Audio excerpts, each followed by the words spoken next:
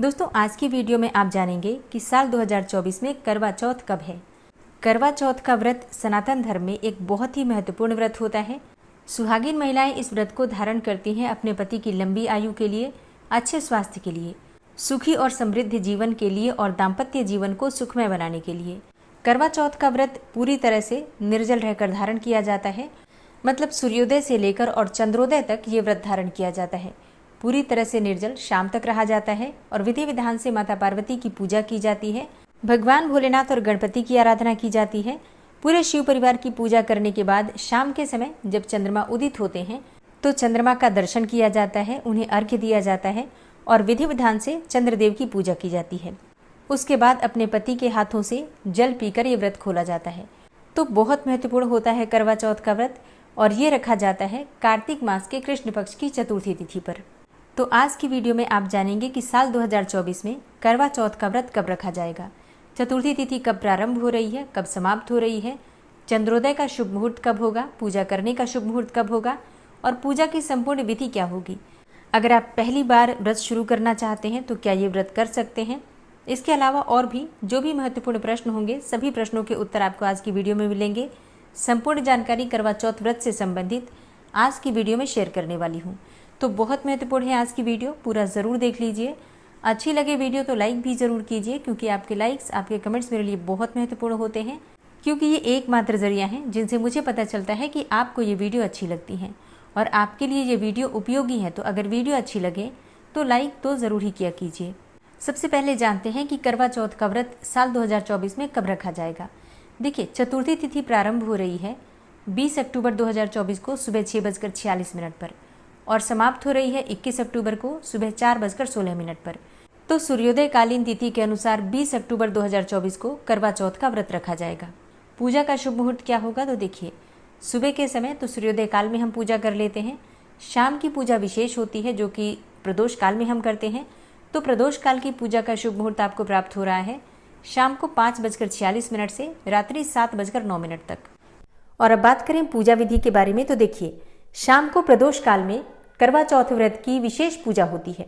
वैसे सुबह के समय भी आप पूजा करेंगे ही, क्योंकि स्नान करने के बाद हम व्रत का संकल्प लेते हैं। जो भी आप प्रतिदिन देवी देवताओं की पूजा करते हैं उनकी पूजा करेंगे और भगवान शिव पार्वती के सामने अपने व्रत का संकल्प लेंगे कि हे माँ पार्वती, हे भगवान भोलेनाथ, हे करवा माता, मुझ पर कृपा करें। आज मैंने करवा चौथ का व्रत धारण कर रखा है अपने अखंड सौभाग्य के लिए, पति की लंबी आयु के लिए, या फिर अगर कुंवारी कन्याएं धारण कर रही हैं तो मन चाहे जीवन साथी की कामना से या फिर सुंदर और योग्य जीवन साथी की कामना से ये व्रत धारण कर सकती हैं।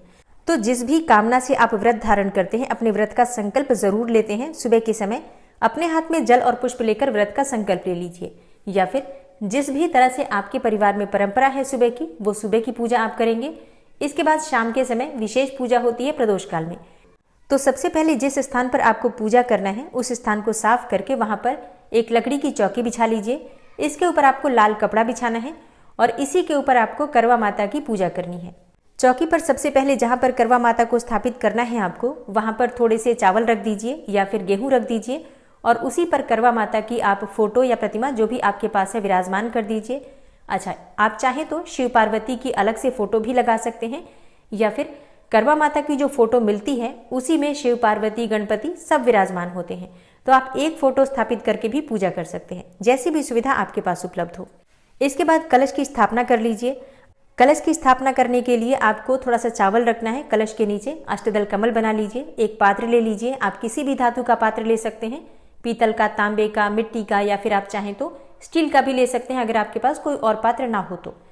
इसमें आपको सबसे पहले थोड़ा गंगा जल डालना है, फिर शुद्ध जल से उस पात्र को भर दीजिए। सिक्का, सुपारी, हल्दी और लौंग, इलायची, ये चीज़ें जो हम कलश में डालते हैं, अक्षत पुष्प डालकर आप कलश रख दीजिए। कलश के ऊपर पंच पल्लव रख दीजिए, आम के या फिर अशोक के पत्ते रख दीजिए और फिर कलश के ऊपर आपको पूर्ण पात्र रखना है। एक पात्र में आपको थोड़ा सा चावल भरकर कलश के ऊपर रखना है। इसी में आपको दीपक रखना है। एक मिट्टी का दीपक या फिर धातु का दीपक कलश के ऊपर ही रख दीजिए। दीप कलश की स्थापना हमें करनी है। और फिर करवा चौथ का व्रत है तो करवा हमें चाहिए, 2 करवा हमें लेना है। आप चाहें तो मिट्टी के करवे ले सकते हैं, या फिर कई स्थानों पर जो चीनी के शक्कर के बने हुए करवे होते हैं उनका भी प्रयोग किया जाता है। आप चाहें तो धातु के करवे भी ले सकते हैं। देखिए, बहुत सारी चीज़ें अपने परिवार में जिस प्रकार से होती हैं उनका ध्यान रख के करना चाहिए। तो जिस प्रकार से आपके यहाँ होता है उसी प्रकार से आपको 2 करवा लेना है। 2 करवा तो देखिए सबके यहाँ लिया ही जाता है। एक करवे में हम जल भरते हैं, उससे भगवान चंद्रदेव को अर्घ्य देते हैं, और एक करवे में कुछ ड्राई फ्रूट्स भरे जाते हैं। कई स्थानों पर इसमें शक्कर और बताशा भी भरा जाता है, कई स्थानों पर खील, बताशे, मिठाइयाँ इत्यादि भरी जाती हैं। ये करवा होता है पार्वती माता का। तो इसमें आप अपने परिवार की परंपरा के अनुसार कोई भी वस्तु भरकर रख दीजिए। खाली करवा नहीं रखना है, इस बात का आपको ध्यान रखना है। करवे के ऊपर आपको ढक्कन लगाना है। दोनों करवों के ऊपर आपको मिट्टी का ढक्कन रख देना है या फिर धातु का, जो भी आपके पास उपलब्ध हो। इस ढक्कन में आपको कुछ मिठाइयाँ रखनी है, दक्षिणा स्वरूप कुछ पैसा रखना है। अच्छा, कई स्थानों पर ढक्कन में भी चावल या फिर गेहूं रखा जाता है और फिर मीठा रखकर इसी के ऊपर हमें दक्षिणा रखना होता है। तो जैसा आपके यहाँ जिस प्रकार से होता है उसी प्रकार से आपको करवा भरना होता है। और अब बात करें कि कौन सा करवा किधर रखना है, जल वाला करवा किधर रखें और जिसमें हमने शक्कर भरा है या फिर ड्राई फ्रूट्स भरे हैं वो करवा किधर रखना है।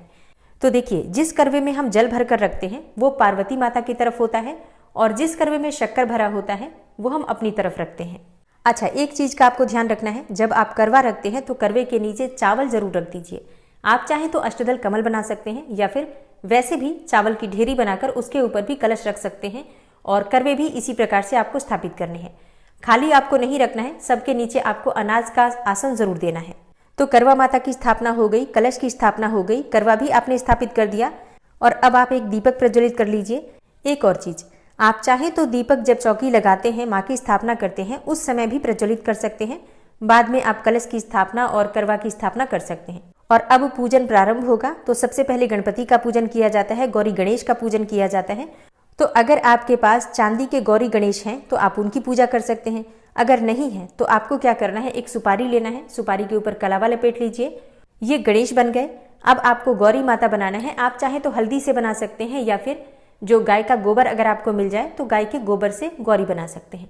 छोटी सी पिंडी बना लीजिए हल्दी की या फिर गोबर की और एक पान के पत्ते पर थोड़ा चावल रखकर इसी के ऊपर गौरी गणेश को स्थापित कर दीजिए। अब सबसे पहले गौरी गणेश का ही पूजन करना है।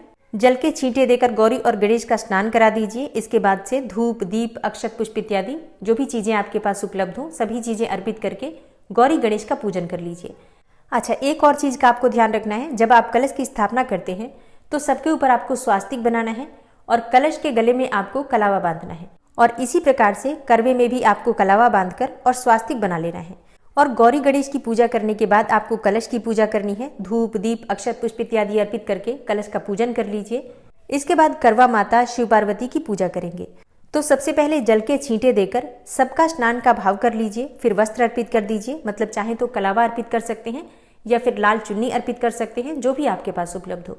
फिर तिलक कर दीजिए हल्दी से, रोली से, कुमकुम से, जो भी आपके पास उपलब्ध हो। करवा माता को, माता पार्वती को सिंदूर अवश्य लगाना है आपको। गणेश जी को भी सिंदूर अर्पित किया जाता है, भगवान भोलेनाथ को सिंदूर नहीं लगाएंगे। इसके बाद आपको पुष्प अर्पित करना है, जो भी पुष्प आपके पास उपलब्ध हो, लाल या फिर पीले, सफेद, जो भी। तो भगवान गणेश को पीले पुष्प अर्पित करने चाहिए। वैसे तो पीले पुष्प आप किसी को भी अर्पित कर सकते हैं, सभी देवी देवताओं को, लेकिन भगवान गणपति को जरूर अर्पित करना चाहिए। भगवान शिव के लिए अगर आपके पास सफ़ेद पुष्प हो तो सफ़ेद पुष्प अर्पित कर सकते हैं, नहीं तो जो भी पुष्प आपके पास उपलब्ध हो। लाल गुड़हल के या फिर गुलाब के पुष्प करवा माता को और माता पार्वती को अर्पित करना चाहिए। मतलब देखिए, सभी देवी देवता जो भी आपके चौकी पर विराजित हैं, चाहे वो कलश देवता हो या फिर जो आपकी करवा आपने स्थापित कर रखी है, करवा के स्वरूप में जो भी आपने पात्र स्थापित कर रखा है उसमें भी आपको तिलक करना है। धूप, दीप, पुष्प इत्यादि सबको दिखाना है। और जो आपने फोटो रखी है करवा माता की या फिर शिव पार्वती की, उनको भी आपने धूप, दीप, अक्षत पुष्प से पूजन करना है। इसके बाद सुहाग की सामग्री आपको अर्पित करनी है। तो माता को सुहाग की सामग्री आपने अर्पित कर दी। अब सासू माँ के लिए बायना निकालना है। तो बायना आप किस चीज़ का दें? देखिए, सासू माँ के लिए बायना आप अपनी इच्छा के अनुसार कोई साड़ी दे सकते हैं, सूट दे सकते हैं, सुहाग की सामग्री इसमें रख सकते हैं। इसके साथ ही कुछ दक्षिणा भी रखा जाता है और कुछ मीठा रखा जाता है। तो मतलब देखिए, जो भी आपके सामर्थ्य में हो, अपनी सामर्थ्य के अनुसार हम बायना भी निकालते हैं, श्रृंगार की सामग्री भी चढ़ाते हैं। सब कुछ इस बात पर निर्भर करता है कि आपकी सामर्थ्य क्या है और आपके परिवार में किस प्रकार का नियम पालन किया जाता है। तो अपने परिवार में जिस प्रकार से होता है उसी प्रकार से आपको नियम पालन करना चाहिए। सुहाग की सामग्री आपने अर्पित कर दी, दक्षिणा स्वरूप पैसे आपने अर्पित कर दीजिए। अब आप माँ को लगाएंगे भोग। मिठाइयों का भोग आप चाहें तो लगा सकते हैं, फलों का लगा सकते हैं, या फिर अगर आपने कुछ मीठा पकवान बनाया है तो आप पकवान का भोग भी लगा सकते हैं। लौंग, इलायची, सुपारी रखकर माँ को अर्पित कीजिए और इसके बाद दक्षिणा अर्पित कीजिए। दक्षिणा मतलब अपनी इच्छा के अनुसार आप कुछ पैसे वहाँ पर जरूर अर्पित कीजिए। जब हम भोग अर्पित करते हैं माँ को और मुख शुद्धि के लिए पान अर्पित करते हैं तो उसके बाद से दक्षिणा जरूर रखना चाहिए। आप चाहे तो 1 रुपये का सिक्का भी रख सकते हैं या फिर अपनी इच्छा के अनुसार 100 रुपये, 500 रुपये जो भी आपके पास हो रख सकते हैं। इसके बाद भोग के चारों तरफ आपको जल का 2 बार घेरा देना है और अपने दोनों हाथ जोड़कर प्रार्थना कीजिए कि हे करवा माता, जो भी मैंने पूजा की, जिस भी प्रकार से की, आप स्वीकार कीजिए और जाने अनजाने मुझसे कोई भूल चूक हुई हो तो मुझे क्षमा कीजिए। इसके बाद अपने सामने एक जल का पात्र रखिए और अब आपको कथा सुनना है। करवा माता की कथा आप चाहें तो किताब से पढ़ सकते हैं या फिर हमारे चैनल पर भी वीडियो अपलोड होती है कथा की, आप वहीं पर बैठकर सुन सकते हैं। और जब आप कथा सुनेंगे तो आपके हाथ में थोड़े से अक्षत के दाने, जो कि बिल्कुल भी अखंडित चावल होते हैं, ऐसे चावल ले लीजिए और थोड़े से पुष्प रख लीजिए। फिर हाथ में लेकर और कथा सुन लीजिए। कथा सुनने के बाद आपके हाथ में जो सामग्री है, अक्षत और पुष्प, इसमें से थोड़े से अक्षत और पुष्प आपको जल में डालना है। जो आपके सामने जल का पात्र है उसमें रखना है और बाकी अपने पल्लू में आप बांध लेंगे। और अब इसके बाद आपको करनी है भगवान भोलेनाथ, करवा माता और माता पार्वती की आरती। तो इसके लिए आप कपूर प्रज्वलित कर लीजिए और उसी से भगवान भोलेनाथ की आरती गाते हुए सबकी आरती गा लीजिए।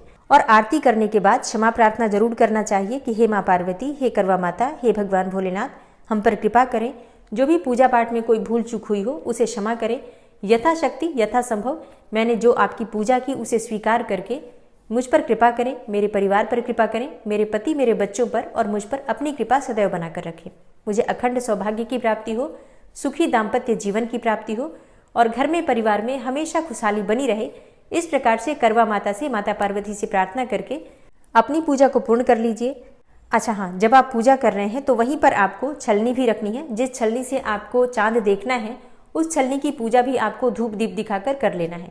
तो करवा माता के पास ही छलनी भी स्थापित करके और धूप दीप अर्पित करके तिलक लगाकर पूजा कर लीजिए। अब बात करें कि करवा किस प्रकार से फेरे अगर हम घर में अकेले रहते हैं। देखिए, कई स्थानों पर मतलब कई परिवारों में इस प्रकार की परंपरा होती है कि उनके यहाँ करवा फेरा ही नहीं जाता है, मतलब करवा बस पूजा किया जाता है, चंद्रमा को अर्घ्य दिया जाता है। लेकिन कई स्थानों में, कई परिवारों में करवा फेरने की परंपरा है। तो अगर आपके यहाँ करवा फेरा जाता है और आप अकेले ही रह रहे हैं, तब आप माता पार्वती से अपना करवा फेरते हैं। मतलब जो माता पार्वती का करवा है और आपका करवा है, जैसे कि जिसमें आपने शक्कर भरा है वो माता पार्वती का करवा है और जिसमें आपने जल भरा है वो आपका करवा है। तो अपने दोनों हाथ क्रिस क्रॉस कर लीजिए और इसके बाद अपने दोनों हाथों से दोनों करवे एक साथ पकड़ लीजिए और फिर दोनों करवे इधर उधर मतलब स्थान बदलते हुए 7 बार आपको करवा फेरना है। मतलब माता पार्वती का करवा आपकी तरफ जाएगा, फिर आपका करवा माता पार्वती की तरफ आएगा। इस प्रकार से 7 बार आपको करवा फेरना है और इसी प्रकार से आप करवा फेर सकते हैं। 7 बार करवा फेरना है, इस बात का ध्यान रखिए। इसके बाद बात करें कि करवे का करना क्या है। देखिए, जिस पात्र में आपने मतलब जिस करवे में आपने शक्कर भरा है या फिर ड्राई फ्रूट्स भरा है वो करवा आप सासू माँ को दे देंगे। अब अगर आपके पास सासू माँ नहीं रहती हैं तो ऐसे में ये करवा और जो बायना की सामग्री है ये आप किसी बुजुर्ग सुहागिन महिला को दे सकते हैं, किसी ब्राह्मणी को दे सकते हैं, मंदिर की कोई पुजारन हो मतलब कोई पुजारी की पत्नी हो उनको दे सकते हैं, या फिर आपके पड़ोस में भी कोई बुजुर्ग महिला जिसका आप सम्मान करते हैं अपने सासू माँ की तरह, उन्हें भी दे सकते हैं। और दूसरे करवे में जिसमें आपने जल भरा है, इससे आप चंद्रमा को अर्घ्य देंगे और चंद्रमा की पूजा के लिए जो भी आपने मीठी सामग्री करवे के ऊपर रखी है उसे भी चंद्रमा की पूजा में ही प्रयोग किया जाएगा। चंद्रमा को भोग लगाएंगे, धूप दीप अर्पित करके चंद्रमा की पूजा करेंगे। उम्मीद करती हूँ ये वीडियो आपके लिए उपयोगी होगी। इसके अलावा अगर आपका कोई प्रश्न हो तो कमेंट बॉक्स में ज़रूर लिख दीजिए। और हाँ, अगर आपको आज की वीडियो अच्छी लगी हो, थोड़ी सी भी आपके लिए हेल्पफुल हो, तो वीडियो को लाइक कीजिए, ज़्यादा से ज़्यादा शेयर कीजिए और चैनल पर पहली बार आए हैं तो सब्सक्राइब करके बेल आइकन को ज़रूर प्रेस कर लीजिए, जिससे कि इस चैनल पर अपलोड होने वाली सभी वीडियोज़ की नोटिफिकेशन आपको सही समय पर प्राप्त हो। मिलती हूँ मैं आपसे अगली वीडियो में, तब तक के लिए नमस्कार।